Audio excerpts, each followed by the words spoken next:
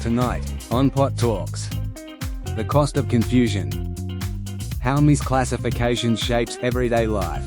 Cannabis requires a new regulatory category and purpose-based law to end confusion and restore clarity, dignity, and evidence. In this episode, we explore how misclassification clouds understanding, and how clarity begins when we see cannabis for what it truly is.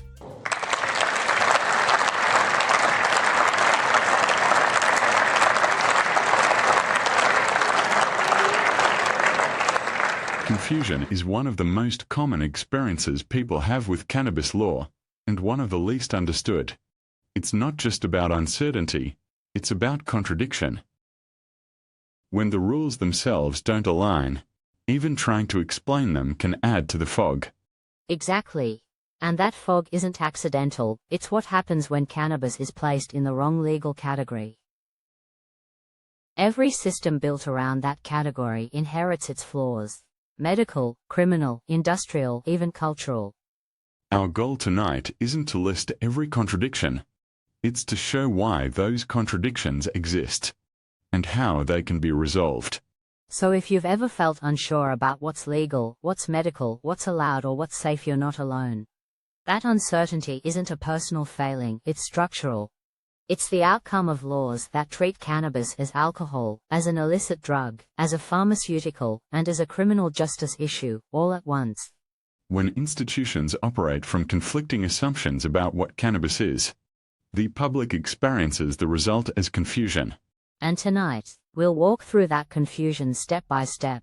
How misclassification creates uncertainty, how that uncertainty distorts public understanding, and how clarity, dignity, and evidence can bring us through the fog. Let's start with something simple. When people talk about cannabis law, the word we hear most often is confusion, and not the kind you get from a complicated form or a long document. It's deeper than that. It's the feeling you get when the rules don't match the reality you're living in. Right. And it's important to say this out loud. Confusion isn't a personal failing, it's not because people aren't paying attention or because they didn't read the fine print. It's because the laws themselves are built on conflicting assumptions about what cannabis actually is. Exactly. If one institution treats cannabis like alcohol, another treats it like an illicit drug, another treats it like a pharmaceutical, and another treats it like a criminal justice issue, well, of course, people end up confused. They're navigating different maps that don't line up. And when the maps don't line up, even trying to explain the rules can make things worse. You try to clarify one part, and suddenly you've exposed new contradictions. It's like trying to describe fog while standing in the middle of it. That's why defining confusion is hazardous. If the underlying classification is wrong, every explanation built on top of it inherits that mistake. Misclassification sits right at the center of the fog. So when someone says, "I'm not sure what's legal," or "I don't know what counts as medical," or "I don't know what I'm allowed to do," that's not them failing. That's the system failing them. And tonight, we're going to unpack that system. Not every contradiction, that would take all year, but the reason the contradictions exist. And more importantly, how they can be resolved. Because confusion isn't inevitable, it's structural. And anything structural can be rebuilt. So, let's take the first step out of the fog. When we talk about misclassification, we're not talking about a technical glitch or a paperwork issue. We're talking about the foundation, the category that defines how every institution understands cannabis. And when that foundation is wrong, everything built on top of it becomes unstable. Yeah. Think of it like this. If you mislabel a room, everyone who walks into it behaves according to the label, not the reality. If the door says storage, people stack boxes. If it says office, people bring desks. If it says danger, people stay out. The label shapes the behavior, even if the room itself hasn't changed. And cannabis has been mislabeled for decades. Not once, but repeatedly, and in conflicting ways. In one framework, it's treated like alcohol. In another, it's treated like an illicit drug. In another, it's treated like a pharmaceutical. And in yet another, it's treated as a criminal justice issue. And the public is expected to navigate all of those labels at once. No wonder people feel confused. They're walking into a room with multiple signs on the door, each telling them to behave differently. Misclassification creates confusion because each system assumes a different purpose. If cannabis is treated like alcohol, the rules focus on intoxication and public safety. If it's treated like an illicit drug, the rules focus on prohibition and punishment. If it's treated like a pharmaceutical, the rules focus on prescriptions and clinical oversight. And if it's treated as a criminal justice issue, the rules focus on enforcement. And none of those systems talk to each other. They overlap, contradict, and collide. So when someone tries to understand what they're allowed to do, they're not dealing with one set of rules, they're dealing with competing interpretations of the same plant. That's why confusion feels so heavy. It's not just uncertainty, it's conflict. It's being told yes and no, at the same time, by different parts of the same society. And that's the heart of the fog. Misclassification doesn't just create confusion, it guarantees it. Because when the category is wrong, clarity becomes impossible. So let's look at what happens next, how these conflicting labels show up in everyday life.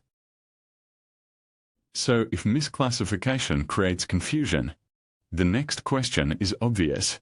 Why does cannabis need its own regulatory category? Why not just fit it into one of the existing categories and tidy up the contradictions? Well, because none of the existing categories actually match what cannabis is. They all capture a slice of it but not the whole thing. It's like trying to file a book under fiction, science, history, and self-help at the same time. You can force it, but you can't make it make sense. Exactly. Each of those systems pulls in a different direction, because each one assumes a different purpose. And when the purposes don't align, the rules can't align either. That's why every attempt to regulate cannabis inside an existing framework ends up producing contradictions. You fix one part, and another part breaks. And none of those frameworks were designed for a plant that can be used medically, socially, therapeutically, industrially, culturally, and nutritionally all at once. Cannabis doesn't fit the categories because the categories weren't built for it. That's why every attempt to regulate cannabis inside an existing framework ends up creating contradictions. You're trying to make a square peg fit into different round holes simultaneously. And every time you hammer it into one, it pops out of another. So the solution isn't to keep hammering. The solution is to build a category that actually reflects the plant's properties, uses, and risks. A category that starts with purpose, not assumption. Purpose-based classification is simple. You define the rules based on what the substance is and what people use it for, not what it was historically associated with, not what other substances do, and not what outdated laws assumed decades ago. And when you do that, the fog starts to lift. Because instead of multiple conflicting systems trying to explain the same thing, you get one coherent framework that actually matches reality. That's why cannabis needs its own regulatory category. Not because it's special, not because it's dangerous, not because it's harmless, but because it's misunderstood. And the only way to fix that misunderstanding is to classify it correctly. Once you do that, everything downstream becomes clearer. Driving laws, workplace rules, medical access, public messaging, enforcement, education. All of it. And you can really see the impact when you look at everyday life. So far we've talked about misclassification as a structural problem, something happening in the background. But you really see its impact when you look at everyday life, because confusion doesn't stay in the law books. It shows up in people's routines. Exactly. Let's start with one of the most common examples. Driving. People hear, cannabis for medical purpose is legal, and they assume that means they can drive if they're using it responsibly. But the driving laws weren't written for medical use. They were written for prohibition. So you end up with a situation where a legal patient is treated like an illicit user. And that's not a misunderstanding, that's misclassification. The driving framework assumes cannabis is an illegal drug. So it applies rules designed for illegal drugs, even when the person is a registered patient. Same thing happens at work. Someone has a prescription, they're following medical advice, they're managing a condition. But the workplace policy was written under the assumption that cannabis is an intoxicant, like alcohol. So the rules treat medical use as impairment, even when the person isn't impaired. And then there's healthcare. People walk into a clinic expecting clarity, but the medical system is split. Some parts treat cannabis like a pharmaceutical, others treat it like a controlled substance, and others treat it like a risk factor. So patients get different answers depending on which door they walk through. Misclassification shows up in policing too. Officers are trained under criminal justice assumptions, not medical or regulatory ones. So even when someone is acting legally, the interaction can feel like enforcement instead of support. And the public messaging. That's a whole other layer. One campaign says cannabis is a medicine. Another says it's a danger. Another says it's a lifestyle risk. Another says it's a criminal issue. And another says it's a food source. People aren't confused because they're uninformed. They're confused because they're being informed by multiple different systems that don't agree. So everyday life becomes a maze. Driving, working, accessing healthcare, talking to police, reading public messaging, all of it is shaped by misclassification. And people feel the contradictions directly, even if they don't know where they come from. That's why confusion feels personal. It shows up in moments where people just want to live their lives. But the cause isn't personal. It's structural. And those everyday contradictions come with real costs. Human costs, institutional costs, and social costs.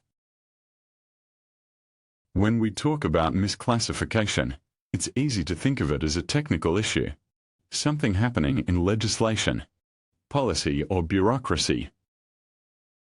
But the real impact isn't abstract. It's human.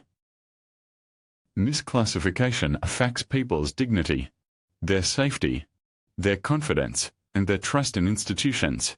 Yeah, and you see it in the moments where people feel most vulnerable. A patient trying to manage chronic pain. A worker trying to follow the rules. A parent trying to make responsible choices. A driver trying to stay safe. These aren't edge cases, they're everyday situations. And misclassification makes all of them harder. Take medical patients. They're told cannabis is a legitimate treatment, prescribed by a doctor. But the moment they step outside the clinic, they're treated like they're doing something risky or suspicious. That's a dignity cost. It's the feeling of being legitimate in one room and criminalized in the next. And that emotional whiplash isn't just uncomfortable, it's exhausting. People start second-guessing themselves. They worry about being judged, misunderstood, or penalized for following medical advice. That's a human cost you can't measure on a spreadsheet. Then there are institutional costs. When systems operate from conflicting assumptions, they waste time, resources, and credibility. Healthcare, policing, workplace safety, public messaging, all of them end up duplicating effort, contradicting each other, or working at cross purposes. And institutions feel that confusion too. Doctors don't know what advice will be interpreted as legal or illegal. Employers don't know how to balance safety with fairness. Police don't know how to distinguish medical use from criminal suspicion. Everyone is trying to do their job inside a framework that doesn't make sense. Misclassification also creates enforcement costs. Not because cannabis is causing harm, but because the rules are unclear. When laws contradict each other, enforcement becomes inconsistent. And inconsistency erodes trust. And once trust erodes, people stop asking questions. They stop seeking help. They stop engaging with institutions. Confusion becomes avoidance, and avoidance becomes disengagement. That's the real cost. Misclassification doesn't just distort rules, it distorts relationships. Between people and their doctors, between workers and employers, between communities and police, between the public and the truth. And when those relationships break down, clarity becomes impossible. Because clarity requires trust, and trust requires consistency. And that brings us to the next parts. How misclassification distorts public understanding. Up to this point, we've talked about how misclassification creates contradictions in the rules. But those contradictions don't just stay in the legal system, they spill directly into public understanding. And once they do, confusion becomes part of the culture. Yeah. Because people don't learn about cannabis from one source. They learn from dozens: doctors, media, workplaces, police, friends, government campaigns, social media, and now food industry messaging too. And each of those sources is operating from a different assumption about what cannabis actually is. That's the key point. Public understanding isn't shaped by evidence, it's shaped by the categories institutions use. If the category is wrong, the message is wrong. And when the messages contradict each other, people start filling the gaps with whatever seems most familiar. And that's how myths get traction. Not because people are gullible, but because they're trying to make sense of conflicting information. If one system says cannabis is medicine, another says it's dangerous, another says it's a lifestyle risk, another says it's a criminal issue, and another says it's a food source. Well, the public ends up trying to reconcile multiple different stories at once. And when you try to reconcile multiple stories that don't agree, you don't get clarity, you get noise, you get uncertainty, you get stigma, you get hesitation. You get people repeating outdated ideas because they sound simpler than the truth. Exactly. And the irony is that people often blame themselves for not understanding. They think they're missing something, they think they're uninformed. But the reality is that the information they're receiving is inconsistent by design. Misclassification distorts public understanding because it distorts the narrative. It shapes what institutions say, how they say it, and what they leave out. And once the narrative is distorted, the public ends up navigating a fog of half-truths, mixed messages, and contradictory advice. And that fog has consequences. People hesitate to seek medical help. They avoid asking questions. They worry about being judged. They make decisions based on fear instead of evidence. And that's not because they're confused. It's because the system is confusing. So the challenge isn't just correcting misinformation. It's correcting the structure that produces misinformation. Because as long as cannabis is misclassified, the public will keep receiving mixed messages. And mixed messages create misunderstanding. And misunderstanding creates stigma. And stigma creates silence. And silence keeps the fog in place. So let's talk about what a purpose-based framework would actually fix.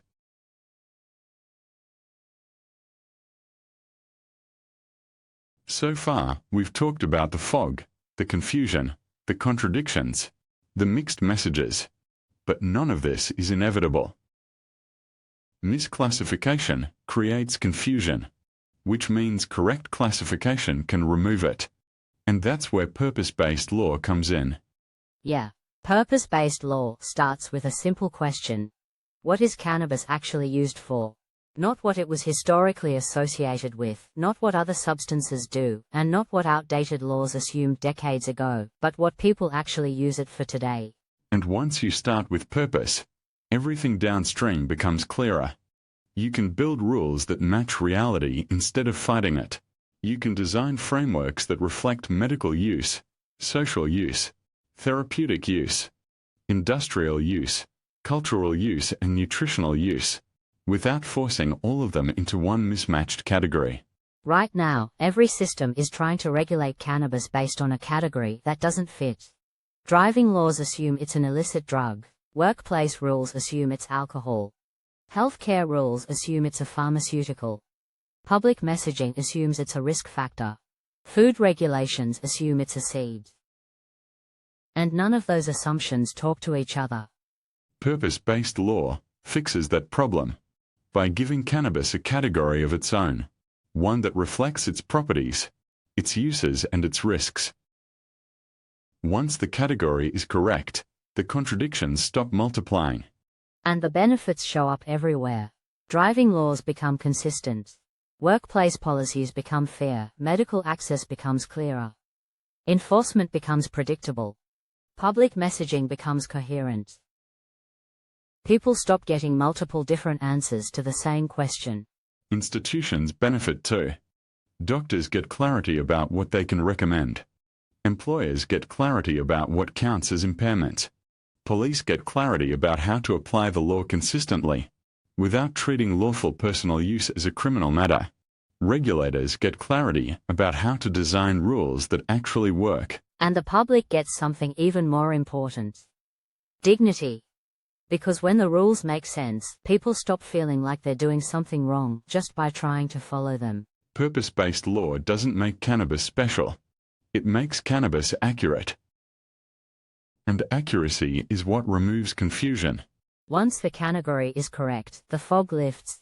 Not instantly, but steadily. Because clarity isn't just about information, it's about structure. And when the structure is right, everything else becomes easier. And that brings us to the questions people ask most often. The ones that show exactly how misclassification affects everyday life. Why is medical cannabis legal, but I still feel treated like I'm doing something wrong? Or, this one comes up all the time. And honestly, it's not your fault. You're walking through systems that don't agree with each other. Exactly. The medical system says cannabis is a legitimate treatment. But workplace rules, driving laws and enforcement frameworks were built under prohibition. So you end up being recognized as a patient in one room and treated like a suspect in the next one. That's misclassification in action. The category is wrong, so the experience feels wrong. Why do driving laws treat me like I'm impaired even when I'm not? Because the driving framework wasn't written for medical use. It was written for criminalization. And it assumes cannabis behaves like alcohol, which it doesn't. The science is different, the risks are different, and the endocannabinoid system responds differently. When the category is wrong, the test is wrong. And when the test is wrong, the outcome is unfair. Why do doctors give different advice about cannabis? Because the medical system itself is split. Some parts treat cannabis like a pharmaceutical, others treat it like a controlled substance. And others treat it like a risk factor. And none of those frameworks recognize the endocannabinoid system, the ECS, which is the body's natural regulatory network that interacts with cannabinoids. Ignoring the ECS isn't just a scientific oversight, it's a policy failure. And it's one of the biggest reasons medical advice feels inconsistent. Why does public messaging contradict itself? Because each institution is speaking from its own category. Medicine, prohibition, pharmaceuticals, criminal justice, food regulation. 5 different systems, 5 different stories. And none of them match the actual plant. So the public ends up trying to reconcile messages that were never designed to fit together. Purpose-based law fixes that problem by giving cannabis one coherent category. So institutions finally speak the same language. What's the simplest way to understand all this? Simple. Cannabis has been misclassified for decades. And misclassification creates confusion. Fix the classification, and the confusion clears. Not overnight, but steadily. Because clarity isn't just information, it's structure. So let's finish by talking about what clarity actually looks like, and how we move forward. We've spent tonight walking through the fog, the contradictions, the mixed messages, the structural confusion. But confusion isn't permanent. It's not a natural feature of cannabis. It's a consequence of misclassification. And anything caused by structure can be changed by structure. Yeah. And the way forward isn't complicated. It starts with recognizing what cannabis actually is, medically, socially, therapeutically, industrially, culturally, and nutritionally. And it starts with recognizing something even more fundamental. The endocannabinoid system. The ECS is the body's natural regulatory network that interacts with cannabinoids. Ignoring it isn't just a scientific oversight, it's a policy failure. Because when you ignore the ECS, you ignore the biological foundation that explains why cannabis works, how it works, and why it doesn't fit into categories designed for alcohol, pharmaceuticals, or illicit drugs. And once you recognize the ECS, clarity becomes possible. Because you're finally building policy on biology instead of assumption. Purpose-based law takes that clarity and turns it into structure. It creates a regulatory category that matches the plant, the science, and the lived reality. And once the category is correct, everything downstream becomes coherent. Driving laws stop contradicting medical advice. Workplace rules stop treating patients like they're impaired. Healthcare stops giving mixed messages. Enforcement stops treating lawful personal use as suspicious. Public messaging stops contradicting itself. And people stop feeling like they're doing something wrong just by trying to follow the rules.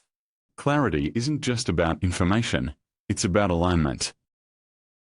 When institutions speak from the same category, the public finally gets one story instead of multiple. And that's how uncertainty fades. Not through slogans, not through campaigns, not through guesswork. But through evidence, through structure, through dignity. Misclassification created the fog. Correct classification clears it. And once the fog lifts, people can finally see cannabis for what it is, not what outdated laws assumed it was. So thank you for joining us tonight. Clarity is possible. Evidence is available. And dignity is overdue. We'll see you next time.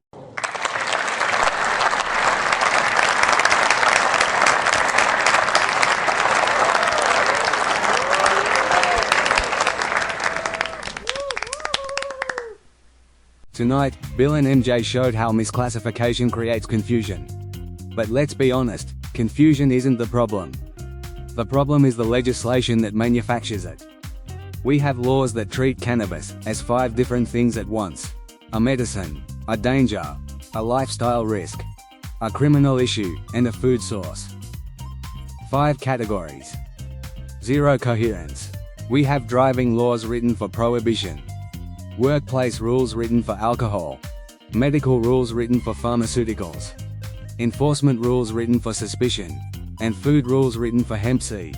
If you tried to design a system that guaranteed confusion, you couldn't do better than this. And all of it ignores the endocannabinoid system, the ECS, the biological foundation that explains why cannabis works. Ignoring the ECS isn't just bad science. It's bad law. Misclassification isn't a mistake. It's a policy failure. And the cost isn't measured in paperwork, it's measured in dignity. But clarity is possible. Evidence exists. And purpose-based law is how we get there. Next time, we're going deeper. Because confusion isn't the only structural problem. There's another one.